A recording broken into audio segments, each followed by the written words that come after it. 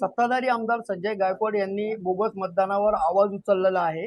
त्यावर स्वतः राज ठाकरे यांनी आपल्या भर सभेमध्ये गायकवाडांचा व्हिडिओ दाखवत आता सत्ताधारी आमदारच निवडणूक आयोगाच्या विरोधात बोलताना दिसत आहेत असं त्यांनी त्या ठिकाणी सांगितलेलं आहे. स्वतः संजय गायकवाड आपल्या सोबत आहेत, आपण त्याच्यावरून जाणून घेऊ. हो, मला एक सांगा, राज ठाकरेंनी आता तुमचा व्हिडिओ भर सभेत दाखवलाय जे तुम्ही निवडणूक आयोगाच्या संदर्भात बोलले.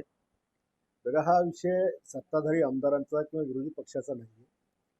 20-25 वर्षापासूनची जी नावं मतदार यादीमध्ये आहे ती आजही कायम आहेत.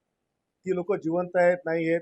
आणि मी जे माझ्या बुलढाण्यातलं जे बोललो, आजही 3000 नावं एकाच भागातले या शहरामध्ये टाकल्या गेल्यामुळे मागच्या नगरपरिषद आमचा 1000 मतांनी पराभव झाला.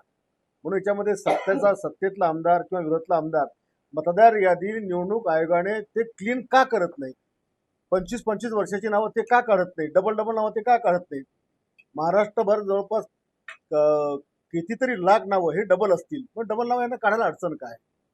त्याच्यामुळे सत्ता आता करायला आमचे प्रवीण दरेकर म्हटलेत की मला शिंदेसाहेब समज देतील. अरे समज देण्याचा विषय नाही, समजून घेण्याचा विषय. केवळ विरोधी पक्ष ओरडतो म्हणून विषय नाहीये.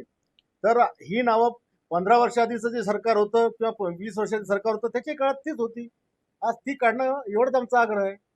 दुसरं, राज ठाकरे यांनी आपल्या भाषणामध्ये शिवसेनेला शिंदे गट आणि अजित पवारांच्या राष्ट्रवादीला राष्ट्रवादी गट असं संबोधलेलं आहे.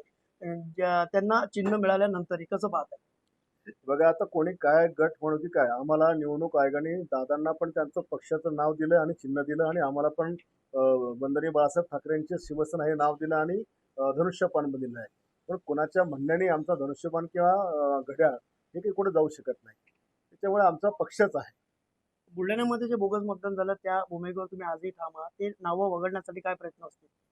मी निवडणूक आयोगाला बोललो, आम्ही कलेक्टरला लेखी याद्या दिल्या, या नावांची यादी दिली आम्ही की हे इतके डबल नाव आहेत, हे एवढे गाव सोडून गेलेले लोक आहेत, एवढे मृत्यू पावलेले लोक आहेत, घरं दाखवली की बघा इथं कोण राहतंय का. आता एवढं करून जर ते म्हणजे गंमत उदाहरण सांगतो की आमच्या बुलढाण्याच्या जिल्हाधिकारी कार्यालयामध्ये निवडणूक विभागात एक कर्मचारी काम करतो. तो 4 वर्षापासून सांगतो त्या तिथल्या अधिकाऱ्याने माझं नाव डबल एक काढा. तो टाकतो सॉफ्टवेअरमध्ये, मतदार यादी निघाली, त्याचं नाव पुन्हा काय मिळतं?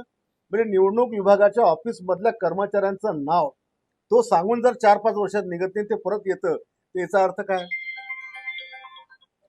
हे होते आमदार संजय गायकवाड आणि त्यांनी स्पष्टपणे सांगितलेले जे बोगस मतदान आहे ते बोगस मतदान आहे आणि ते काढण्यासाठी आम्ही वारंवार निवडणूक आयोगाला तक्रारी केल्या, निवेदनं दिली, मात्र अजूनही ते नाव कायम आहेत. मात्र येणाऱ्या काळामध्ये आगामी निवडणुकीच्या अगोदर ही बोगस नावं जी आहेत ते वगळण्यात यावी अशा प्रकारची मागणी देखील या ठिकाणी आता संजय गायकवाड यांनी बोलताना व्यक्त केली आहे. राहुल खंडारे, न्यूज 18 लोकमत, बुलढाणा.